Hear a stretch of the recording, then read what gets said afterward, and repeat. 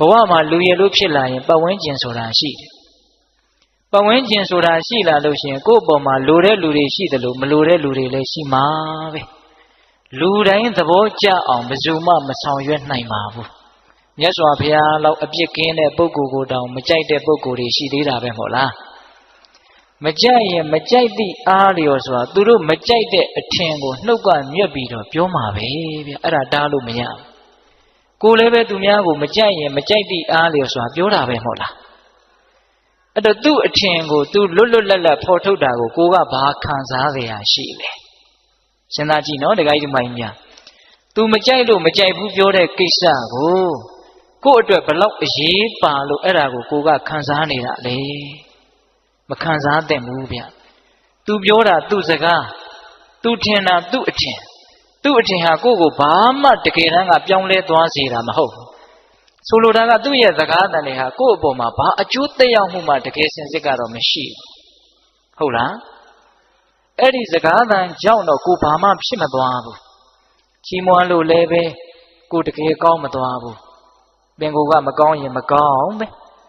ကဲရဲ့လို့လည်းပဲကိုတကယ်ယုံမာတဲ့လူတယောက်ဖြစ်မသွားဘူး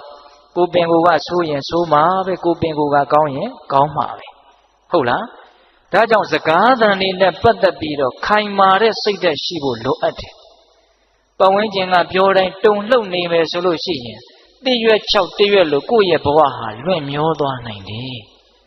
ဟုတ်လားဒါကြောင့်မြတ်စွာဘုရားက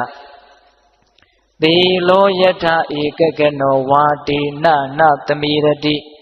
ဧဝောနေနပတံသာဒုနသမိစ္ဆန္တိပန္တိတာအမျှော်မြင်ကြီးတဲ့လူဉာဏ်ရှိတဲ့လူဆိုတာပတ်ဝန်းကျင်ကထွက်လာတဲ့ချီးမွမ်းခြင်းကဲ့ရဲ့ခြင်းစကားသံတွေကိုမတုံလှုပ်သင့်ဘူးတဲ့ဥပမာဘာနဲ့တူလဲဆိုရင်တခဲနဲ့ကြောက်သားနဲ့ပြီးတဲ့ကြောက်တောင်ကြီးဟာအရက်လေးမျက်နှာကတိုက်ခတ်လာတဲ့လေတို့ကြောင့်မတုံလှုပ်တယ်လို့မျိုးပဲတဲ့ဉာဏ်ရှိတဲ့လူဆိုတာ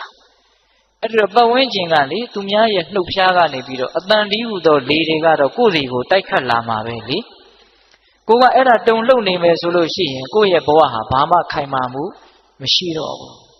အဲ့တော့သူများပြောတိုင်းခံစားမနေနဲ့ခံစားနေရင်ကိုယ်မှာဒေါသဖြစ်တဲ့အချိန်ကုန်တယ်ဘာအကျိုးမှမရှိမခံစားဖို့ရာကလည်းကိုကနှလုံးသွင်းမှန်ဖို့လိုသေးတယ်ဘယ်လိုနှလုံးသွင်းရမှာလဲဆိုတော့အဲ့ဒီစကားသံတက်ကြောင့်တော့ငါဘာမှပြောင်းလဲမသွားဘူးဆိုတဲ့အချက်သူကောင်းတယ်ပြောလို့လည်းတကယ်ကောင်းတာမဟုတ်သူဆိုးတယ်ပြောလို့လည်းကိုတကယ်ဆိုးသွားတာမဟုတ်ဘူးကိုကတော့ငကိုအတိုင်းပဲ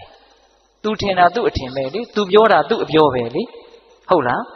တချို့ဒါကိုသဘောမပေါက်တော့ကဲ့ရဲ့တန်ကိုမခံနိုင်လို့ရှက်လွန်းလို့ဘဝကိုအဆုံးစီရင်သွားတဲ့လူတွေတောင်ရှိတယ်ဟုတ်လားချီးမွမ်းတဲ့တွေကိုမခံနိုင်လို့အောက်ခြေတွေလော့ပြီးတော့တဲဟုတ်တဲ့ငါပဲဆိုပြီးတော့မတူမတန်လို့ပတ်ဝန်းကျင်ကိုဆက်ဆံသည့်အထိမိုက်မဲတဲ့လူတွေရှိတယ်ချီးမွမ်းခြင်းကဲ့ရဲ့ခြင်းလေးပြင်းများမှာမရှုမလားကြဆုံးသွားတာဟုတ်လားဒါကြောင့်ဘေးကဘာပြောဒါလေးနဲ့ပတ်သက်ပြီးတော့အတူယူစရာအားကျစရာလေးဦးဇင်းတို့ပြောပြခြင်းတယ်မြတ်စွာဘုရားလက်ထက်ကယဟန်တော်လေးတစ်ပါးတောရဆောက်တည်ပြီးတော့တောအုပ်ရဲ့တနေရာမှာသင်္ကန်းကျောင်းလေးဆောက်ပြီးတော့ရွာနဲ့မနီးမဝေးတည်င်းသုံးပြီးတော့နေတာထူးခြားတာကဘာလဲဆိုတော့အဲ့ဒီရွာကအိမ်တအိမ်ကဒကာဒကမတွေနဲ့အဲ့ဒီယဟန်တော်လေးကအင်မတန်ရင်းနှီးတယ်အင်မတန်ခင်တယ်ခင်တော့တခါဆိုအဲ့ဒီအိမ်ကိုသွားပြီးတော့လဲတယ်တရားစကားပြောတယ်အိမ်ကလူတွေကလည်းသူ့ကိုသားလို့ညီလို့အကိုလို့ချစ်တယ်ခင်တယ်ကြည်ညိုတယ်ပေါ့ဟုတ်လားအဲ့ဒီလိုနဲ့တခါတလေဆိုသူကညစ်နဲ့မှပြန်တယ်အဲ့ဒီအိမ်မှာပဲနေတာအဲ့ဒီလိုနဲ့ဆက်ဆံမှုကသိရင်းနှီးလွန်းတော့အဲ့ဒီသင်္ကန်းကျောင်းလေးနားမှာရှိတဲ့တစ်ပင်ကိုစောင့်တဲ့တစ်ပင်ဆောင်နှက်ကစိုးရိမ်တယ်ဒီယဟန်လေးရဲ့ပုံမှာသူကမေတ္တာရှိတယ်ဗျဒီယဟန်လေးအဲ့ဒီအိမ်ကိုအင်မတန်ရင်းနှီးတာပဲရင်းနှီးလွန်းအားကြီးပြီးတော့ပျက်စီးသွားရင်တော့ဒုက္ခအဲ့ဒီလိုယဟန်တော်လေးအပေါ်မှာကောင်းစီခြင်းနဲ့စိတ်ရှိတဲ့အတွက်ကြောင့်ပျက်စီးမှဆိုးလို့ဆိုပြီးတော့အဲ့ဒီအိမ်ကိုမသွားအောင်ဆိုပြီးတော့ဘာလုပ်တယ်လဲဆိုတော့အဲ့ဒီနတ်ကအဲ့ဒီယဟန်တော်လေးနဲ့ရင်းနှီးတဲ့အိမ်ကဒကမဟန်ဖန်ဆင်းပြီးတော့နတ်ကဖန်ဆင်းတာနော်ဒကမဟန်ဖန်ဆင်းပြီးတော့အဲ့ဒီယဟန်တော်လေးစီကိုရောက်လာတယ် ရောက်လာတော့ကိုတော်လေးကအဲ့ဒါကိုနဲ့လို့ဖေးတိမှလဲသူ့အိမ်ကဒကမပဲလို့ထင်တာအဲ့ဒီမှာဒကမကလျှောက်တယ်တဲ့အရှင်ဘုရားလမ်းစုံလမ်းကွာလမ်းလေးကွာလူတွေဆုံတိုင်းဆုံတိုင်းယထာစိတ်တွေမှာဥယျာဉ်တွေအပန်းဖြေတဲ့နေရာတွေမှာလူတွေစုပြီးတော့အရှင်ဘုရားနဲ့တပည့်တော်ကိုဘာလို့ညာလို့ပြောနေကြတယ်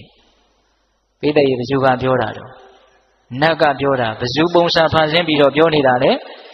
ဒကမပုံစံဖန်ဆင်းပြောနေတာတော်ယုံတန်ယုံလူဆိုရင်အဲ့ဒီယဟန်တော်လေးနေရာမှာနေကြည့်ဘလောက်တုန်လှုပ်သွားမလဲဒကမကြီးကိုယ်တိုင်လာပြောနေတာနော်အဲ့ဒီလိုပြောတော့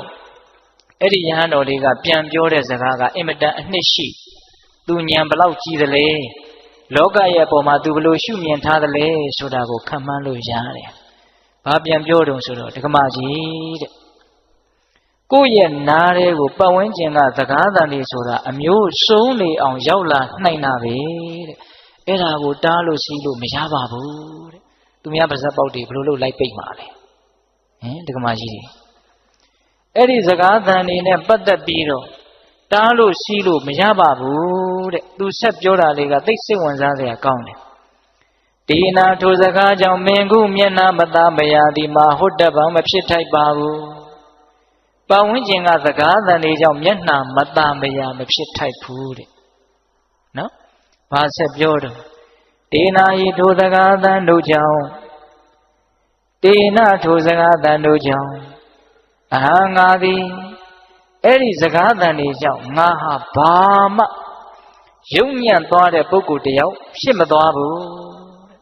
စကားသံတွေကြောင့်သူဘာမှယုံညံ့တဲ့လူတယောက်ဖြစ်မသွားဘူးစောစောကဥဒင်းပြောခဲ့တဲ့အဓိပ္ပာယ်ပေါ့နော်စကားသံတွေကြောင့်တော့ကိုဟာယုံညံ့တဲ့လူဖြစ်မသွားဘူးပင်ကိုယ်ကကောင်းရင်ကောင်းမှာပဲပေါ့ဟုတ်လားအဲ့ဒီလိုယဟန်တော်တွေကပြောပြီးတော့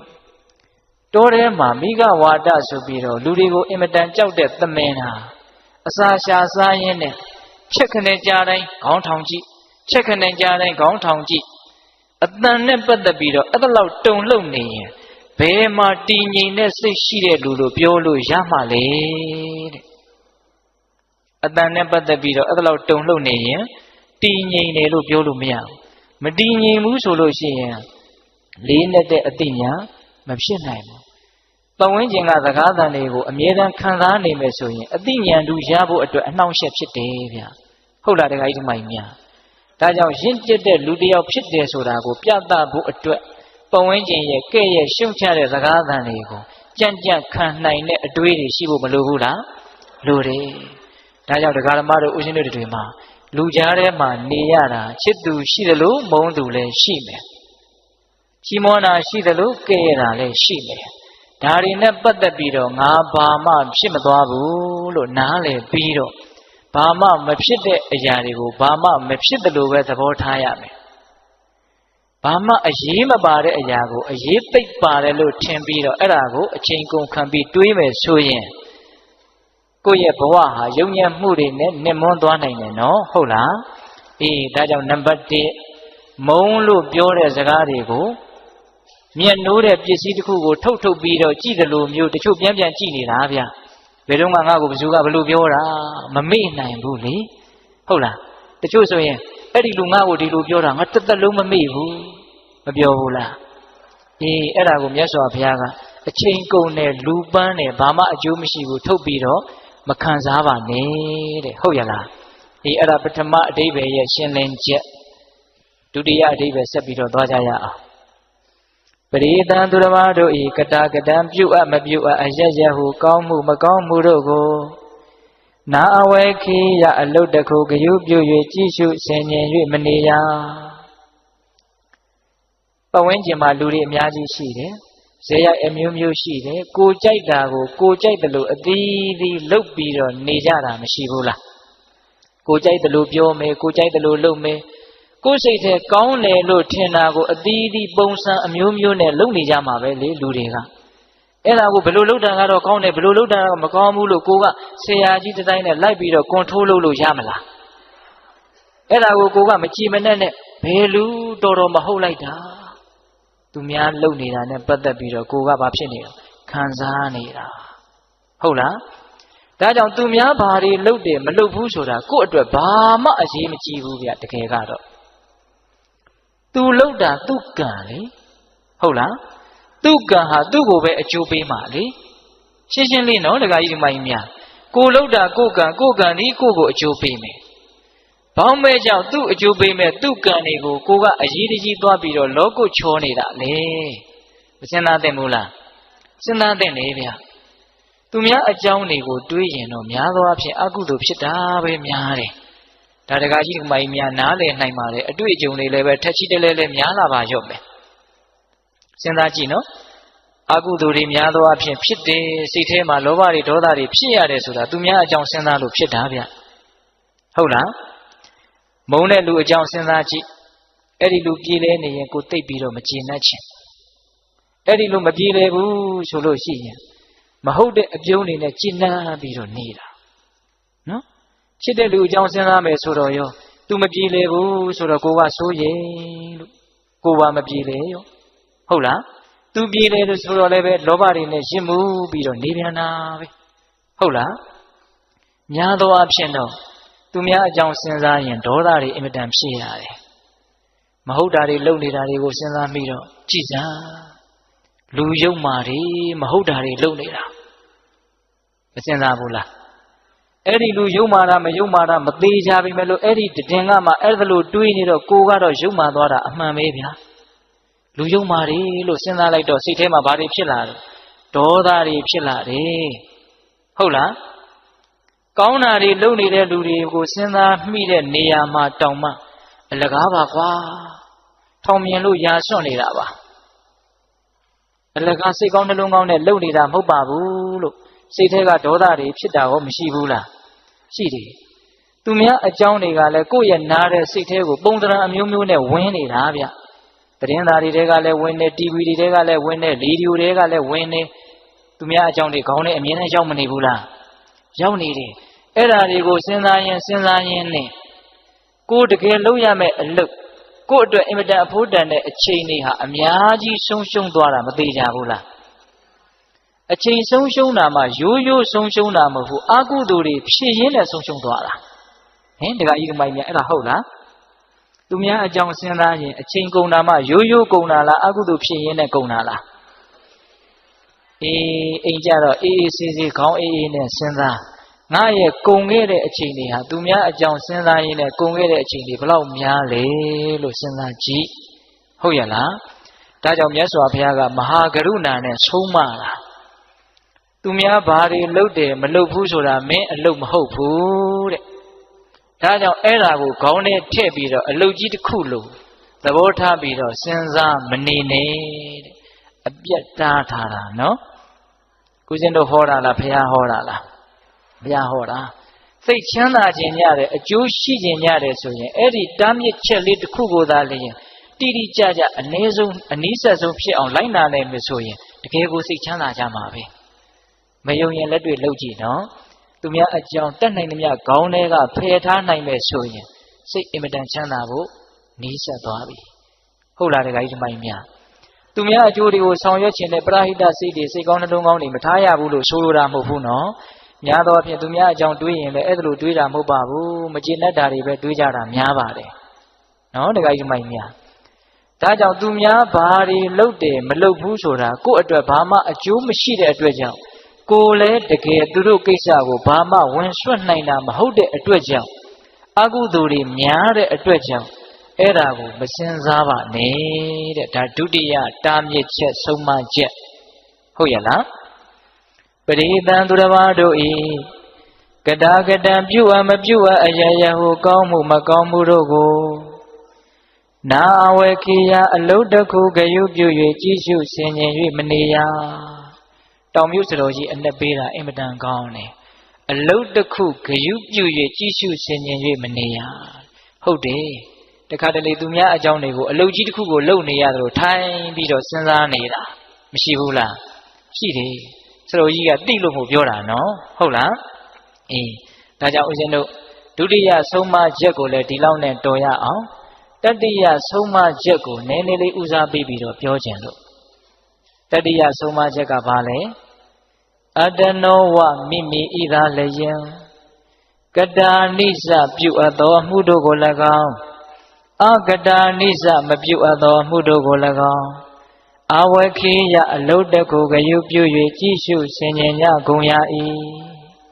ကိုအကြောင်းကိုစဉ်းစားရမယ်ပြီးတိုက်ပါရလေကိုအကြောင်းကိုစဉ်းစားရမယ်ငါဘာတွေလှုပ်ထားလဲငါဘာတွေမလုပ်ရသေးဘူးလေငါဘယ်လိုအည်အသွေးရှိအောင်လုပ်တဲ့အလုပ်တွေကိုဘယ်အတိုင်းတာထိလုပ်ပြီးပြီလေကိုအကြောင်းကိုမစဉ်းစားသင့်ဘူးလားစဉ်းစားသင့်တယ်ကိုအကြောင်းကိုပြဿနာကိုယ့်ကိုဖြေရှင်းရမှာဗျာဘယ်သူကမှဝိုင်းပြီးတော့ဒစီကလေးဖြေရှင်းမပေးနိုင်ဘူးတကယ်စင်စစ်ဟုတ်လား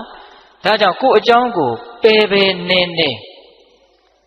စုံကြီးစမ်းကြီးကိုအကြောင်းကိုစဉ်းစားရတယ်အဲ့ဒီအကြောင်းကိုဦးဇင်းတို့ကဦးစားပေးပြီးတော့ပြောချင်တယ်ကိုအကြောင်းကိုစဉ်းစားတဲ့နေရာမှာကိုအကြောင်းကိုစဉ်းစားတဲ့အပိုင်းရှိတယ်ကိုရဲ့အကြောင်းကိုကိုသိအောင်လုပ်တဲ့အပိုင်းရှိတယ်ဦးဇင်းတို့ဒီကနေ့ညနှစ်ပိုင်းပြောသွားမယ်ကိုအကြောင်းကိုစဉ်းစားရမယ်သိအောင်လည်းလုပ်ရမယ်ဒီစကားလေးတွေကအင်မတန်အနှစ်ရှိတယ်လို့ဦးဇင်းတို့ယုံကြည်ပါတယ်တည်တည်ချာချာနားဆိုင်ထောင်ကြနော်ဒကမာကြီးများကိုရဲ့အကြောင်းကိုကိုစဉ်းစားရမယ်ပြီးတော့ကိုအကြောင်းကိုသိအောင်လည်းလုပ်ရမယ်ဘယ်နှချက်လဲနှစ်ချက်ရပထမစဉ်းစားရမယ်ဆိုတာလေးကိုပြောကြည့်ရမြတ်စွာဘုရားအထက်ထက်တိုက်တွန်းပါတယ်ဗျာဦးဇင်းတို့ယဟန်တော်တွေကိုစဉ်းစားရမယ်အချက်10ချက်ဆိုပြီးတော့ဟောထားတာရှိတယ်အဲ့ဒီတည်းကတစ်ချက်စိတ်ဝင်စားစရာသိကောင်းတယ်ဒကာကြီးဒကမကြီးများနဲ့လည်းပတ်သက်တယ်လို့ထင်တယ်မေငါဤရတိန်ဒီဝါညစ်နေတို့သည်ကထံဘုဒ္ဓတအဘေတုဖြစ်ဖြစ်စဉ်ဝီတိဝတ္တန္တိကုံလွန်၍သွားကြကုန်တည်းဣတိဤသို့ပပ္ပစိတေနာသာသနာဝန္တံရှင်ယဟန်သည်အဘိနံနိညမပြတ်ပိစဝခိတဗ္ဗာနိဆင်ញင်တိုက်ကုန်၏ငါရဲ့နေ့ဒီရက်တွေဟာဘယ်ပုံစံနဲ့အချိန်ကုန်ခဲ့တာလဲလို့ယဟန်ဖြစ်တဲ့ပုဂ္ဂိုလ်ဟာစဉ်းစားရမယ်စဉ်းစားတာမှအမြဲတမ်းစဉ်းစားရမယ်အဘိနံအမြဲတမ်းစဉ်းစားရမယ်တဲ့ဒကာကြီးဒကာမကြီးများကမစဉ်းစားတတ်ဘူးလားစဉ်းစားလိုက်တယ်ငါရဲ့နေ့တွေရက်တွေဘလို့ကုန်ခဲ့တာလဲတနည်းအားဖြင့်ငါရဲ့အသက်တွေဘလို့ကြီးခဲ့တာလဲပြန်စဉ်းစားကြည့်စမ်းအခုအသက်90ရှိပြီဘာတွေမေမေရရကိုယ့်အတွက်ထောက်ခံဖြစ်မဲ့ကိစ္စတွေဘာတွေလုပ်ထားလဲဘာတွေခိုင်မာကို့မှာအသိဉာဏ်တွေရှိပြီလေဝိုးဝါဒရောင်ပေးရောင်နာနဲ့အချိန်ကုန်ခဲ့တာများတယ်ဒီစကားကဘယ်သူကိုပြောလွဲခဲ့ပါတယ်ဗျာဘာကြောင့်လဲဆိုတော့သူလဲတူတူကိုလဲတူတူပဲလေဖြစ်တယ်လို့ပဲနေကြတာဗျာဒကာကြီးဒီမကြီးများဟုတ်လားအသက်တွေသာကြီးလာတာစိတ်ချရတဲ့ကျင့်တတ်ရတဲ့အားရှိစေတဲ့အသိဉာဏ်တွေရအောင်ဘယ်သူမှမလုပ်ရသေးတာများတယ်လုပ်ပြီးသားလို့အင်မတန်နေတယ်ကိုအားမရတော့မကျင့်တတ်သောလူတွေပဲများတယ်ဘယ်တင်ဟောနေတာမဟုတ်ဘူးနော်အတက်ပြောနေတာဦးဇင်းတို့ကဟုတ်လားလူတော်များများဟာကိုအားမရဘဲနဲ့မကျင့်တတ်ဘဲနဲ့နေရတာဒီကမကြီးများအဲ့ဒါဟုတ်လားသေချာစဉ်းစားကြည့်နော်ဘာဖြစ်လို့အားမရဘဲနဲ့မကျင့်တတ်ဘဲနဲ့နေရလဲဆိုတော့အားရเสียရှိအောင်ကျင့်တတ်เสียရှိအောင်လုပ်မှမထားပဲကိုစိတ်ကအမှန်သိတယ်ဗျာကို့မှာအားရเสียမရှိဘူးဆိုရင်အားရတဲ့စိတ်ကဖြစ်မှာမဟုတ်ကို့မှာကျင့်တတ်เสียတကယ်မရှိဘူးဆိုရင်ကျင့်တတ်တဲ့စိတ်ကတကယ်ဖြစ်မှာမဟုတ်ဟုတ်ရဲ့လားဒါကြောင့်မြတ်စွာဘုရားကကိုအသက်ဘလို့ကြီးခဲ့တာလဲကိုရဲ့နေ့တွေရက်တွေလတွေဘလို့ကုန်ခဲ့တာလဲဆိုတာကိုလေးလေးနက်နက်စဉ်းစားသမ်းပါအရေးမပါအရာမရောက်တဲ့ကိစ္စတွေနဲ့ကုန်ခဲ့တာများတယ်ဗျဒီကမကြီးတွေအဲ့ဒါဟုတ်လားများသောအားဖြင့်တော့သူများအကြောင်းတွေစဉ်းစားရင်းနဲ့အချိန်ကုန်ခဲ့တာအဲ့ဒါတွေကိုပြန်လဲတုံ့ပြန်ရင်းနဲ့အချိန်တွေကုန်ခဲ့တာနှမျိုးစရာမကောင်းဘူးလားဒါကြောင့်မြတ်စွာဘုရားကကိုယ်အကြောင်းကိုစဉ်းစားရမယ်ဘယ်လိုစဉ်းစားရမှာလဲငါဘာတွေလှုပ်ပြီးပြီလဲငါဘာတွေမလှုပ်ရသေးဘူးလဲအဲ့ဒီအလုတ်ကလည်းဘလောက်အဖိုးတန်တဲ့အလုတ်လဲဘလောက်အဖိုးမတန်တဲ့အလုတ်လဲဒါလည်းပဲအရေးကြီးသေးတယ်နော်အတနောဝမိမိဤသာလျင်ကတာနိစ္စပြုအပ်သောအမှုတို့ကို၎င်းအကတာနိစ္စမပြုအပ်သောအမှုတို့ကို၎င်းအဝေခေယအလုတ်တစ်ခုကယုပြု၍ကြည့်ရှုဆင်ခြင်ကြကုန်ရ၏ကိုဘာတွေလုပ်ပြီးပြီလဲဘာတွေမလုပ်ရသေးဘူးလဲဆိုတာကိုစဉ်းစားရမယ် စဉ်းစားလိုက်လို့ရှိရင်ကိုယ်အကြောင်းကိုစဉ်းစားရင်နှစ်မျိုးတွေ့မယ်ဗျတရားကိုဦးဇင်းကအစီအစဉ်လေးချပြီးတော့ပြောနေတာနော်ကိုယ်အကြောင်းကိုစဉ်းစားရမယ်သိရမယ်လို့စောစောကနှစ်မျိုးပြောခဲ့တယ်နော်အခုစဉ်းစားရမယ်အပိုင်းကိုပြောနေတာသိရမယ်အပိုင်းကိုမပြောသေးဘူးစဉ်းစားတဲ့အပိုင်းမှာလည်းပဲစဉ်းစားရင်လည်းနှစ်မျိုးတွေ့မယ်ကိုယ်အကြောင်းကိုစဉ်းစားရင်ဘယ်နှမျိုးတွေ့မယ်နှစ်မျိုးတွေ့မယ်အဲ့ဒါကဘာလဲဆိုတော့ကိုယ့်ရဲ့မကောင်းခွက်ကိုယ့်ရဲ့ကောင်းခွက်တနည်းအားဖြင့်ကိုယ့်ရဲ့မကောင်းတာရဲ့ကိုယ့်ရဲ့ကောင်းတာရဲ့ဒီနှစ်မျိုးကိုတွေ့ရမယ်တရားဓမ္မတို့ဦးဇင်းတို့ဆိုတာကောင်းတာရဲ့မကောင်းတာရဲ့ကိုရောမှွေထားတာပဲမဟုတ်လားကောင်းတာကြီးပဲလားမဟုတ်ဘူးဒါမြင်မကောင်းတာကြီးပဲလားမဟုတ်ဘူးကောင်းတာတွေလည်းရှိတယ်မကောင်းတာတွေလည်းရှိတယ်မကောင်းတာတွေကိုလည်းမကောင်းဘူးလို့သိရတယ်ကောင်းတာတွေကိုလည်းကောင်းတယ်လို့သိရတယ်မကောင်းတာကိုမကောင်းဘူးလို့ငါမယ်မကောင်းတာတွေရှိတယ်လို့စဉ်းစားမိတော့ဘာအကျိုးရှိလဲဆိုတော့ဒီမကောင်းတာတွေဟာငါ့ကိုမကောင်းကျိုးကိုဖြစ်စေမှာလို့စဉ်းစားပြီးတော့အဲ့ဒီမကောင်းတာတွေကနေလွတ်မြောက်အောင်ကြိုးစားဖို့ဒါအရေးကြီးတယ်နော်တခါကြီးမိုက်မြမကောင်းတာကိုစဉ်းစားတယ်ဆိုတာအလကားစဉ်းစားတာမဟုတ်ဘူးအဲ့ဒီမကောင်းမှုကနေယုံထွက်ဖို့ဆိုတဲ့ရည်ရွယ်ချက်နဲ့စဉ်းစားရမှာဟုတ်လားကောင်းတာကိုစဉ်းစားတယ်ဆိုတာလည်းဘဝင်မြင့်ဖို့စဉ်းစားတာမဟုတ်ဘူးအဲ့ဒီကောင်းတာကိုစဉ်းစားလိုက်တော့ငါတန်တယ်ပဲကောင်းတာတွေလည်းရှိပါလားဆိုတော့ပီတိတွေနဲ့အားဖြစ်လာတယ်အားဖြစ်ဖို့အတွက်စဉ်းစားရတာမကောင်းတာကိုကြတော့ယုံထွက်ဖို့စဉ်းစားရတာကောင်းတာကိုကြတော့ရှစ်ဆက်ဓာတ်တဲ့ကောင်းခြင်းစိတ်တွေပေါက်လာအောင်အားဖြစ်ဖို့စဉ်းစားရတာတူသလားမတူဘူးမြတ်စွာဘုရားကတော့ဥပမာနဲ့ပြောတယ်ဗျာအင်မတန်လှခြင်းပခြင်းနဲ့လူလင်ပြိုလုံးမပြိုကလေးရေမိုးချိုးပြီးတော့ဘာလုပ်တော့ဆိုမှန်ကြည့်မယ်လေမှန်မကြည့်ဘူးလားကြည့်တယ်နော်ဒီလူတွေနေတိုင်းအသက်ကြီးတာကြည့်တယ်မှန်ကတော့နေတိုင်းကြည့်ကြမယ်ထင်ပါလေဒီမှာကြီးများမှန်ကြည့်တဲ့နေရာမှာရည်ရွယ်ချက်နှစ်မျိုးရှိတယ်ဗျအမလီဦးစင်းရဲ့မှန်ကြည့်တာများကြီးကြီးကျယ်ကျယ်ရည်ရွယ်ချက်နှစ်မျိုးရည်ရွယ်ချက်တွေဘာတွေများပြောနေရသေးလားလို့မအောင်မင်းနဲ့ရည်ရွယ်ချက်နှစ်မျိုးရှိတယ်ဗျဒီကမာကြီးများမှန်နေတိုင်းကြည့်နေတာအဲ့ဒီရည်ရွယ်ချက်ကလေးပြောနိုင်မလားမသိမှန်ကြည့်တဲ့ရည်ရွယ်ချက်နံပါတ်1မျက်နှာပေါ်မှာမတင့်တယ်တာတွေမတက်ရတာတွေမြင်လို့မကောင်းကြည့်လို့မကောင်းတာတွေတွေ့လို့ရှိရင်အဲ့ဒါတွေကိုဖယ်ရှားပစ်ဖို့ဟုတ်လား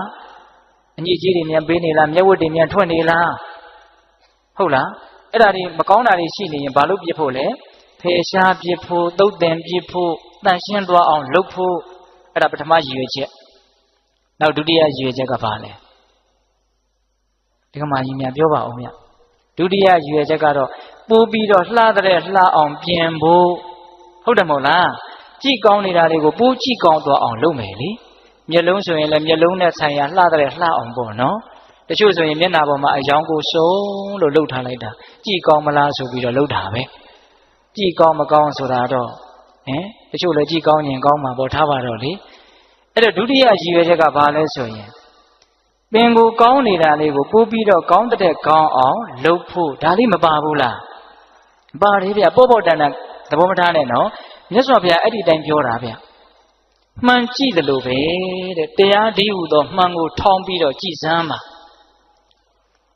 မကောင်းတာကိုတွေ့လို့ရှိရင်အဲ့ဒီလူလင်ပြိုလုံးမပြိုဟာဖယ်ရှားပြစ်တယ်လို့မျိုးအညစ်အကြေးကိုဖယ်ရှားပြစ်ရကောင်းတာတွေ့လာရင်ဒီကောင်းတာလေးရှိတယ်ကောင်းတာလေးဟာချမ်းသာတယ်ဆိုပြီးတော့ကောင်းတဲ့ကောင်းအောင်ကြိုးစားရမယ်မကောင်းတာကိုတွေ့တော့ဖယ်ရှားတယ်ဆိုတာဘယ်လိုစိတ်ဓာတ်မျိုးနဲ့ဖယ်ရှားရမှာလဲဆိုတော့ဘုရားကတော့ဥပမာတွေအမျိုးမျိုးပေးတတ်လွန်းတယ်ဗျာရေမိုးချိုးပြီးတော့ထားတဲ့လူတယောက်ရဲ့လေပင်ကိုမွေးသေးကောင်ပုတ်တို့ခွေးသေးကောင်အပိုင်းအစအပုတ်တွေတစ်ခုခုလေပင်ဆွဲပေးတယ်ဆိုလို့ရှိရင်အဲ့ဒါကြီးကိုဆက်စုပ်တဲ့စိတ်ရွံရှာတဲ့စိတ်နဲ့တခါတည်းကိုဖယ်ပစ်ဖို့ကြိုးစားမှာပဲမဟုတ်လားအဲ့ဒါလိုမျိုးစိတ်ထားရမယ်တဲ့မကောင်းတာများတကယ်လို့တွေ့ခဲ့မယ်ဆိုရင်ဒါကိုအကြောင်းကိုစဉ်းစားတဲ့အပိုင်းတွေကိုပြောနေတာနော်မြတ်စွာဘုရားကတော့အမျိုးမျိုးဟောပါတယ်ဦးဇင်းတို့ဒွေတာဝိတကသုတ်တံဆိုတာရှိတယ်ဗျအဲ့ဒီမှာမကောင်းတဲ့အတွေးတွေမကောင်းတဲ့အကြံတွေမကောင်းတာတွေတွေ့ရင်တဲ့မြတ်စွာဘုရားကစဉ်းစားပါတယ်တဲ့ဘယ်လိုစဉ်းစားလဲဆိုတော့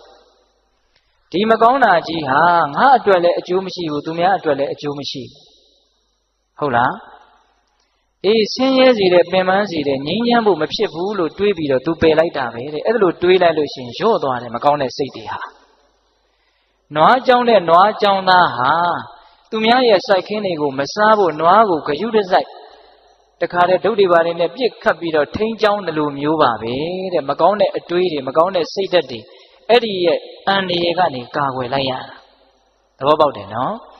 အေးဒါကြောင့်မကောင်းတာတွေ့ရင်လွတ်မြောက်ဖို့ဆိုတဲ့စိတ်ကူးနဲ့ကိုယ့်အကြောင်းကိုစဉ်းစားရတယ်ကောင်းတာတွေ့ရင်တော့အားဖြစ်ဖို့ဒီစကားလေးလည်းမမေ့နဲ့နော်မကောင်းတာကိုလွတ်မြောက်ဖို့ကောင်းတာကြတော့အားဖြစ်ဖို့အဲ့ဒါလေးနဲ့ပတ်သက်ပြီးတော့ဒကာဓမ္မတို့ဦးဇင်းတို့တွေနီးယူစရာလေးအတုယူစရာလေးဇတ်တော်လေးတစ်ခုပြောပြမယ်ကိုမကောင်းတာကိုကိုမြင်ပြီးတော့ကိုမကောင်းတာကိုသိပြီးတော့အဲ့ဒီမကောင်းမှုကနေယုံထွက်သွားကြတဲ့သူတော်ကောင်းတွေရဲ့အကြောင်းတခုသောဘဝတုန်းကဦးဇင်းတို့ရဲ့ဖရာလောင်ကြီး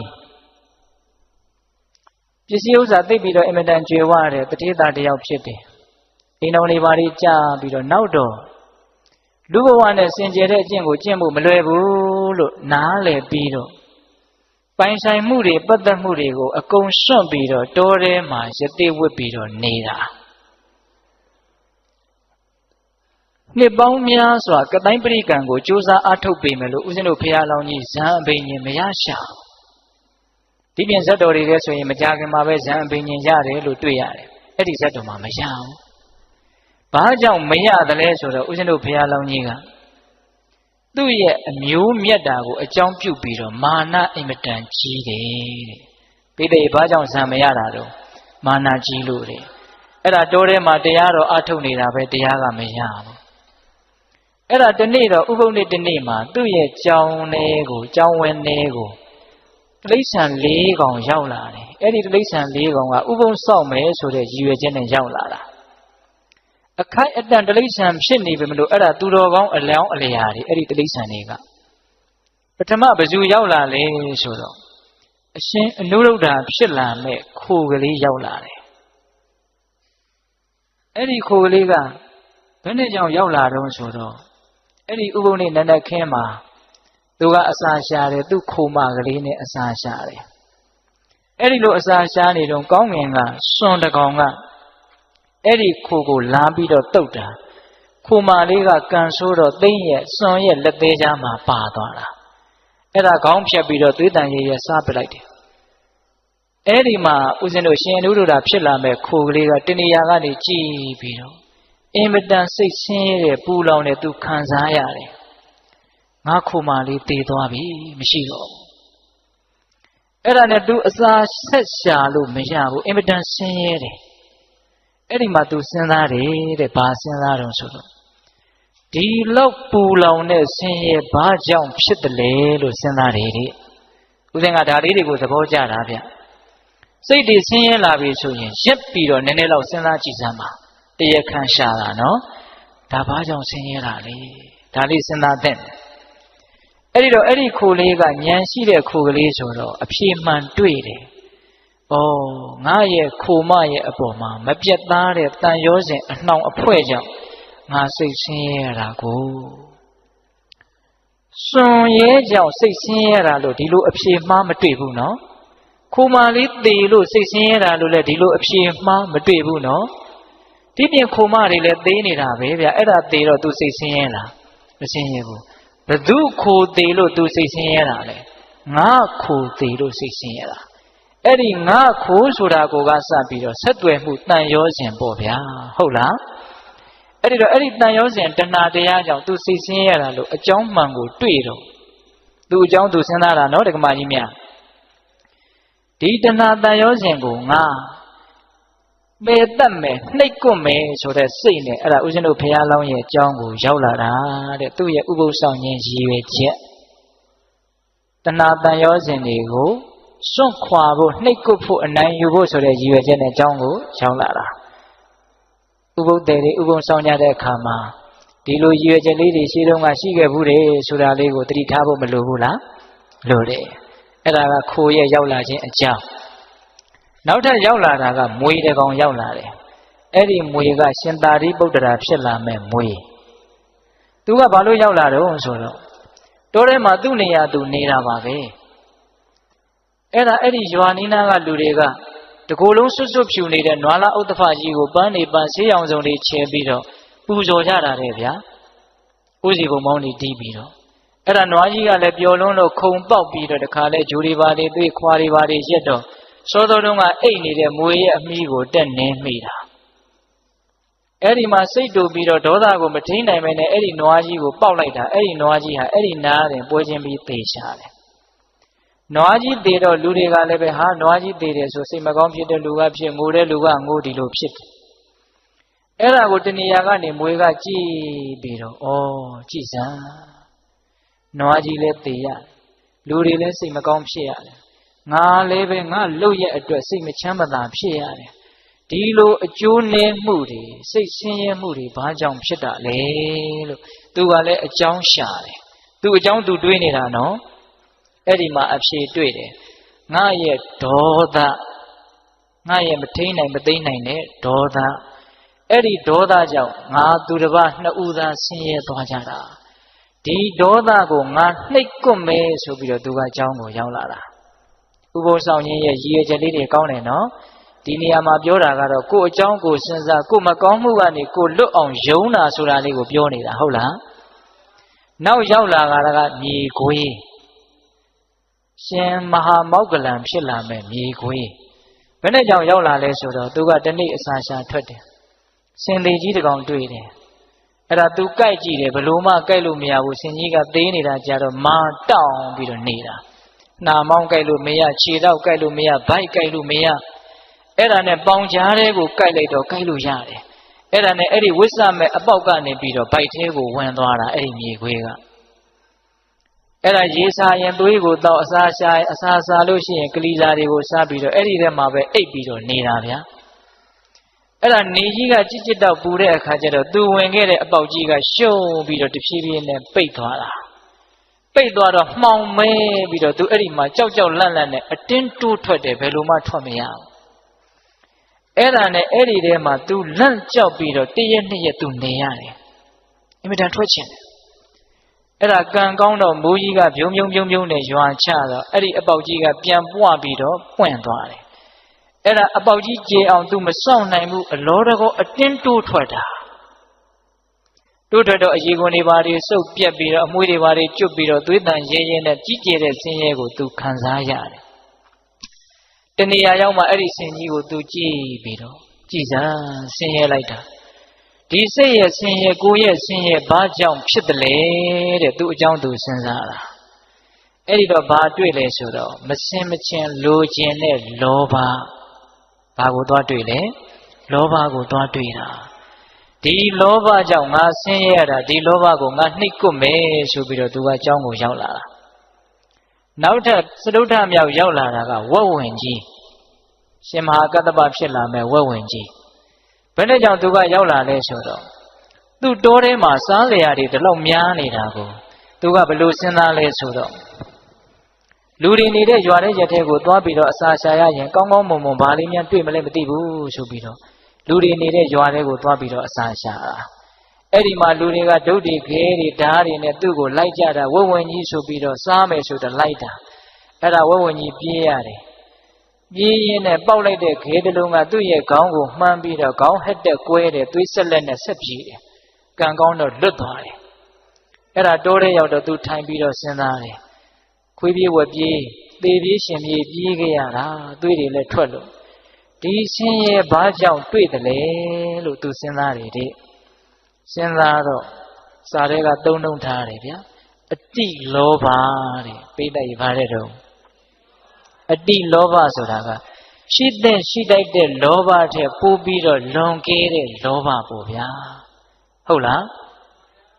စာဝတ်နေရေးမှာမပြည့်စုံတဲ့လူကကားစီးကျင်တာမျိုးဖြစ်ချင်ဖြစ်မယ်ပေါ့ဟုတ်လားအေးအဲ့လိုမျိုးကိုယ်နဲ့မတန်မရာတွေမှန်းပြီးတော့စိတ်ရဲ့ပူလောင်မှုကိုကြံ့ကြံ့ဖန်ဖန်ယူကြတဲ့လူတွေအတိလောဘဒါမျိုးပြောတာနော်အဲ့ဒီအတိလောဘကြောင့်ငါဆင်းရဲတာလို့ဝက်ဝင်ကြီးကသိတော့အဲ့ဒီအတိလောဘကိုနှိပ်ကွပ်မယ်ဆိုပြီးတော့ကျောင်းကိုရောက်လာတာတိရစ္ဆာန်၄ကောင်ရောက်လာတယ်နော်အဲ့ဒီနေ့မှာပဲထူးထူးခြားခြားဦးဇင်းတို့ဘုရားလောင်းကြီးကဇံအပိန်ရင်ရတယ်ဘာကြောင့်ရတယ်လဲဆိုတော့သူ့ရဲ့မာနကိုနှိပ်ကွပ်နိုင်လို့ အဲ့ဒါသူတယောက်တည်းနဲ့နှိတ်ကွတာတော့မဟုတ်ဘူးဗျအကြောင်းအထောက်ပံ့အရှင်ပြည့်စေကဗုဒ္ဓတပါးကလာပြီးတော့ကူညီတာနန္ဒမူလှိုင်ကူမှာတရင်သုံးတော်မူတဲ့ပြည့်စေကဗုဒ္ဓမြတ်တေတဲကတပါးလှမ်းပြီးတော့ကြည့်တဲ့အခါကျတော့ဘုရားလောင်းကိုမြင်တယ်ကြည်သာမြင်းကောင်းခွာလိပ်ပန်းကောင်းအညွန့်ကျိုးဖြစ်နေတာဉာဏ်ပညာကြီးကျယ်ပါလဲကဲနဲ့မာနကရှေ့ကခံနေလို့ဇံပင်ကြီးမရရှာဘူးငါသွားပြီးတော့ကူညီမယ်ဆိုပြီးတော့ပြည့်စေကဗုဒ္ဓအရှင်မြတ်ကကောင်းကင်ခကြီးကနေဇံရင်စီးပြီးတော့ကြွလာတာအဲ့ဒါဦးဇင်းတို့ဘုရားလောင်းကြီးကသင်္ကန်းကျောင်းလေးထဲမှာနေနေတာကျောင်းရဲ့ဘေးမှာခင်းထားတဲ့ကြောက်ဖြာကြီးပေါ်မှာအဲ့ဒီရှင်ပြည့်စေကဗုဒ္ဓအရှင်မြတ်ကတရင်သုံးတယ်ရှောတီသင်္ကန်းတန်ကြားတော့ဘုရားလောင်းယတိကကျောင်းထဲကနေထွက်လာကြည်စမ်းငါနေရာကိုငါမပေးဘဲနဲ့ပိုင်စိုးပိုင်နဲ့ဝင်ပြီးတော့ထိုင်နေလိုက်တာပင်ကိုကမှမာနကခက်ကြီးကြီးဆိုတော့ပြုံးမနဲ့သူ့ကိုဥထိတ်မထားရမလားဆိုတဲ့အတွေ့ဖြစ်ကောင်းဖြစ်မယ်ပေါ့နော်အဲ့ဒါသူ့အင်မတန်စိတ်တူတယ်ဘုရားလောင်းကြီးအဲ့ဒါပြည့်စေကဗုဒ္ဓအရှင်မြတ်ကြီးရှိကိုသွားပြီးတော့လက်ဖြစ်တီးပြီးတော့ဟဲသူရုပ်ပြက်လေလောဟဲလူရုပ်မှာဒီနာမနေနဲ့သွားလို့ပြောတာပါပဲအဲ့ဒီမှာပြည့်စေကဗုဒ္ဓအရှင်မြတ်ကသူတော်ကောင်းသင်ပေါင်းမဲ့ကြောင့်ဒီလောက်မာနတွေကြီးနေတာလေတကယ်ဆိုရင်သင်ဟာလာမဲ့ဗဒ္ဓကဘာမှာလေးစုမြောက်ပွင့်မဲ့ဂေါတမဗုဒ္ဓဘုရားအလောင်းမဲ့သင်ရဲ့အဖေကဘယ်သူဖြစ်လိမ့်မယ်သင်ရဲ့အမေကဘယ်သူဖြစ်လိမ့်မယ်လက်ဝဲရံကဘယ်သူလက်ရရံကဘယ်သူဖြစ်လိမ့်မယ်လို့အနာဂတ်တွေကိုလာပြောနေတာအဲ့ဒါကိုဘုရားလောင်းကြီးကမကြားတစ်ချက်ကြားတစ်ချက်မာနတွေကနားကိုပိတ်ဆို့ထားတာနေမှာပေါ့ဗျာဟုတ်လားဖျားဖြစ်အောင်ဘယ်လိုလုပ်ရမှာလဲဘာမှမမေးဘူးဒီတိုင်းကြီးတိုင်ကြီးတိုင်ထောင်ထားသလိုတောင့်တောင့်ကြီးရက်နေတာမာနကြီးတဲ့လူဆိုတာအင်မတန်ခက်ထန်တယ်အင်မတန်တောင့်တင်းတယ်နေတာထိုင်တာကြီးကိုကစားတောင့်တောင့်တင်းတင်းကြီးအဲ့လိုဖြစ်တတ်တယ်ဟုတ်လားမြင်ရရင်မနှိမ့်ညွတ်เสียရပုံတရံမာနကဖြစ်စေတယ်ဟုတ်လားတခါကြီးမိုက်များကျမ်းဂန်နေတဲ့ကတော့မာနကြီးတဲ့လူကိုမြင်လို့ရှိရင်ပတ်ဝန်းကျင်ဟာအစိတ်ပြင်းထန်တဲ့မွေးတကောင်ကိုမြင်တယ်လို့မျိုးတုံ့ပြန်တတ်တယ်လို့အဲ့ဒါလိုဥပမာပေးတယ်မာနကြောက်စရာကောင်းတယ်နော်အတိညာဝင်ပေါက်တွေကိုလည်းပိတ်တတ်တယ်နော်အဲ့ဒီလိုပြည့်စေကဗုဒ္ဓအရှင်မြတ်ကဘယ်နဲ့ကြောင့်မာနကြီးနေတာတော့သင်ဘုရားလောင်းပဲလို့ပြောတာကိုဘုရားလောင်းကြီးကမကြားတစ်ချက်ကြားတစ်ချက်ဒီတိုင်းကြီးဖြစ်နေတာအဲ့ဒီတော့မှပြည့်စေကအရှင်မြတ်ကပြည့်စေကဗုဒ္ဓအရှင်မြတ်ကရုတ်တရက်ကောင်းဝင်ကိုပြန်ပြီးတော့ခြေဘဝတော်မှာကပ်နေတဲ့မြူမုံတွေကိုဘုရားတော်ရသက်ရဲ့စံကြည်ကြားကိုကြအောင်တကိုးနဲ့ဖန်ဆင်းလိုက်တယ်အဲ့ဒါမော့ကြည့်တော့မျက်နှာဘုတ်ကိုမြူမုံနေကြအဲ့ဒီတော့မှဘုရားတော်ကြီးကကြည်စမ်းငါမာနတွေဒါကြည်နေတာငါပါလဲသူပါလဲအဲ့ဒီမှာစဉ်းစားတာဟုတ်လားငါမာနသာကြည်နေတာငါမှဘာစွမ်းမှလည်းမရှိအဲ့ဒီတော့သူစဉ်းစားတယ်နော်အဲ့ဒါနဲ့ဒီနေ့ဒီရဲ့အထိငါဇံပင်ရင်မရတာဒီမာနကြောင့်ပဲဒီမာနကိုငါနှိပ်ကွမယ်ဆိုပြီးတော့ကျောင်းသင်္ကန်းထဲကိုဝင်သွားတာသူအမှားသူတိသွားတာနော်ပြည့်စေကဗုဒ္ဓရှင်မြတ်ကတော့ကောင်းကင်ပြန်ကြွသွားပြီငါဘာမှလည်းမမေးလိုက်ရဘူးအဲ့ဒါနဲ့သင်္ကန်းကျောင်းထဲရောက်တော့တရားနှလုံးကျင့်သုံးလိုက်တာအဲ့ဒီနေ့မှာပဲဇံပင်ရင်ရတယ်ပိဋကရဲ့ကိုယ်အကြောင်းကိုစဉ်းစားပြီးတော့ကိုယ်မကောင်းတာကနေကိုယ်ဘာဖြစ်သွားတာလဲယုံထွက်သွားကြတာမကောင်းဘူးလားအဲ့ဒီမှာဘုရားလောင်းကကျောင်းသင်္ကန်းပြင်မဲ့ထွက်တော့ခုနတုန်းကသရဝါလေးကောင်ကိုတွေ့တယ်အကျိုးအကြောင်းမေးတယ်ပိဋကတို့ကိုဦးဇင်းတို့ပြောပြီးပါပြီနော်ဒါကြောင့်သူတော်ကောင်းနေဆိုတာကိုယ်အကြောင်းကိုစဉ်းစားပြီးတော့ကိုယ်မကောင်းတာကိုမှန်ကြည့်ပြီးတော့အလှပြင်းတဲ့လူလင်မျိုးလုံမပြိုးလို့မတင့်နေတာတွေမတတ်ရတာတွေကိုအမြန်ပဲဖယ်ရှားဖြစ်တဲ့အလေးရှိတယ်လို့ဒါလေးကိုသဘောပေါက်ပြီးတော့ကိုယ်မကောင်းတာကိုကိုယ်ဖယ်ရှားဖို့ကြိုးစားရမယ်ဟုတ်ရဲ့လားနောက်တစ်ချက်ကိုယ်ကောင်းတာကိုကိုယ်စဉ်းစားပြီးတော့အားဖြစ်ဖို့လဲလိုသေးတယ်ဟုတ်ရဲ့လား